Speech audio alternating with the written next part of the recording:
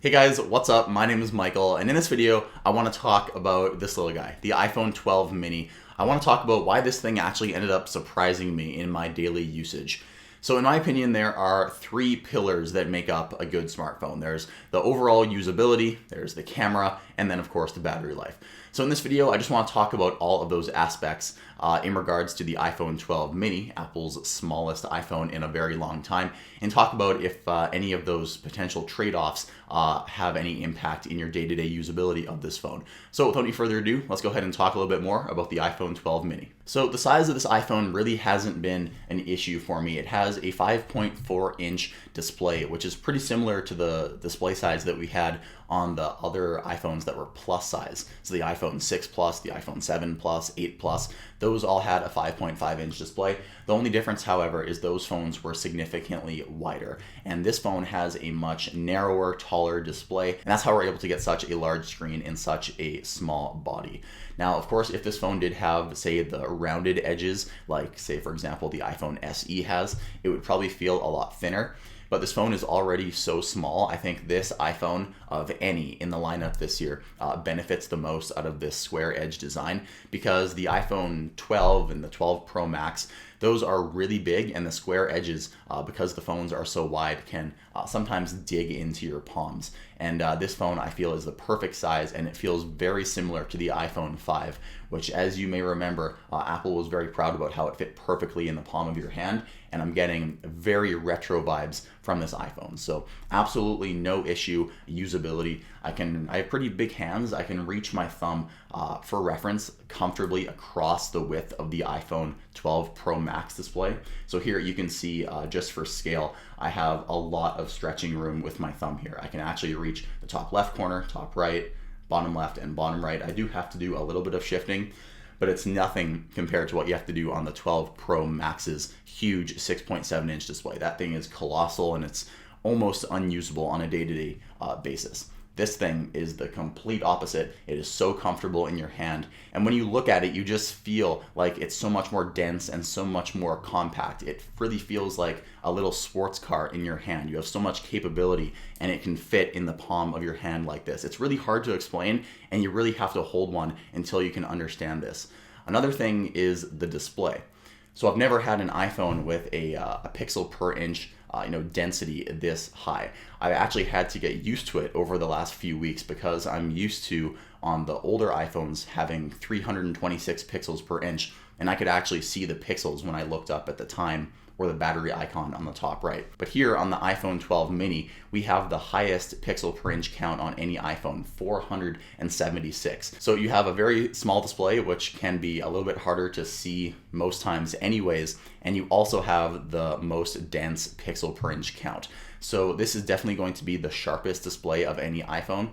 You do get a little bit of a downgrade when it comes to brightness. The iPhone 12 Pro and 12 Pro Max can go up to 800 nits. This thing maxes out around 620 nits in everyday brightness, but really I haven't noticed any issue with brightness in day-to-day usage. On the smaller screen, we may think that apps and different formatting issues may be an issue here, but if you open up settings and go to display settings, everything looks scaled perfectly. So you can see here we still have an option for display zoom. Even though this is a very tiny phone and you can raise the text size as high as you want, you can still go into this comically huge zoom view, which is really good for people with bad eyesight, I guess.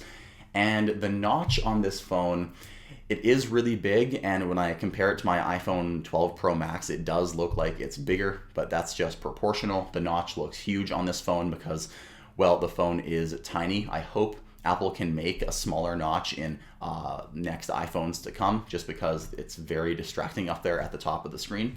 But something that I do like, as you can see here that they did with only the iPhone 12 mini this year, is they shrunk the bezels by just a few tenths of a millimeter, and I can actually see it because I'm that much of a geek. I can see it everyday usage. When I switch to my 12 Pro Max to my 12 mini, I can instantly see that the 12 mini has slightly thinner bezels. So I really hope Apple can bring this thinner bezel design to the rest of the iPhone lineup next year. I have absolutely no idea why they wouldn't bring it to the rest of the iPhone lineup this year, because you would think if you can make your cheapest iPhone have the thinnest bezels, you'd also be able to, make your other iPhones have it too. So a little bit strange there, but yeah, if you have the iPhone 12 mini, something you may not know, you have the thinnest bezels of any iPhone 12 device. Another issue that may come into play with a smaller phone is the speakers. Now, the speakers on the 12 mini, unfortunately, I do notice a huge decrease in sound quality. Now, when I went from my iPhone 12 Pro to the 12 Pro Max, those are both pretty large phones. Now, the Pro Max obviously is big, but the Pro is a medium to large phone. Those phones sound about the same, but when I go now to the 12 mini, because it is able to move less air through the speakers, it just sounds significantly worse than any of the other iPhones. It sounds more tinny, it's able to produce less bass, and that's obvious because it can't move as much air out of the iPhone. And Apple also may be pushing less power to the speaker units themselves because the battery is also smaller in this iPhone. So those are just a few very small trade-offs in having a small phone, but nothing that's a deal breaker. So now let's talk about the camera, by far the most important part of the phone to some people.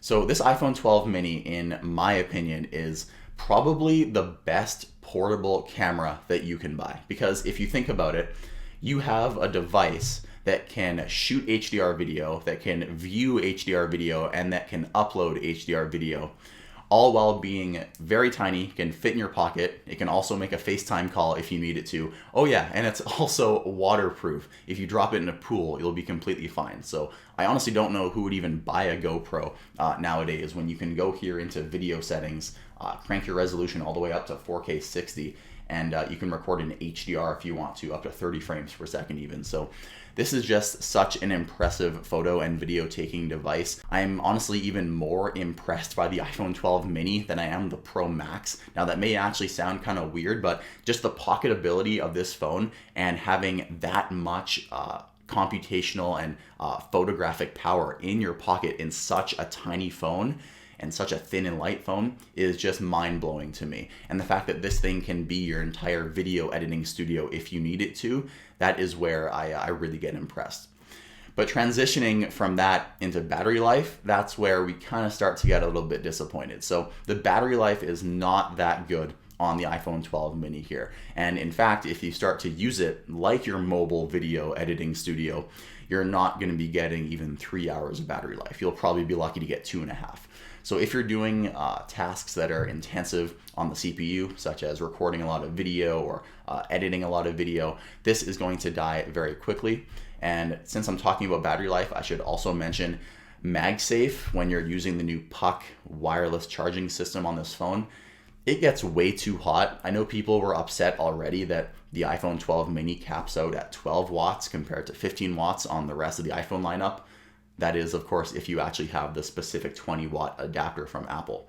But I'm actually going to go a completely different direction and say I wish that MagSafe was capped at 10 watts, just because this phone gets so darn hot when I'm charging it. If I want to charge it up even 20%, just so I have a little extra juice at the end of my day, as soon as I take it off the charger, it's almost burning my fingers. It's scalding hot. It's so hard to touch, and I wish Apple would change this. So they obviously know that the smaller iPhone is going to draw too much heat and you can damage the battery if you charge it too fast. That's obviously why the larger iPhones are capped at 15 and this is topped at 12. But I think even those numbers are too high just because of the amount of heat these phones generate when you're charging them. So wrapping all this up, yes, the iPhone 12 mini did really surprise me. The fact that you have the sharpest display, you have 99% of the camera system as the rest of the iPhone lineup. It's waterproof, it's the smallest iPhone design Apple has ever made. It has the retro squared off edges. Everything about this phone I love. Of course, if Apple made an iPhone 12 Pro Mini, I had to think about that for a second, but if Apple makes a 12 Pro Mini, I think I would buy that instantly because I want the smaller form factor, but I also appreciate some of the little things with the Pro iPhones, such as the stainless steel edges and the telephoto camera and 6 gigabytes of RAM and a few other things like that. But those are nerd things that only people like me, Apple geeks, are going to notice. If you like small phones, this iPhone 12 mini is going to be a perfect phone for you. There's not going to be any many trade-offs that you're going to notice on a day-to-day basis. This is the perfect phone for many people, and probably the phone that most people have been waiting for. Apple has finally made a truly compact flagship, and I really love this phone.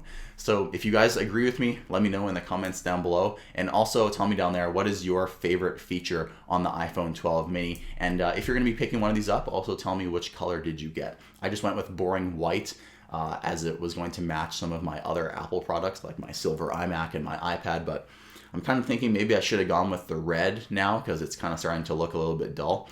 But anyway, drop a comment down below. Also drop a like if you enjoyed the video. My name is Michael, and I'll see you in the next video.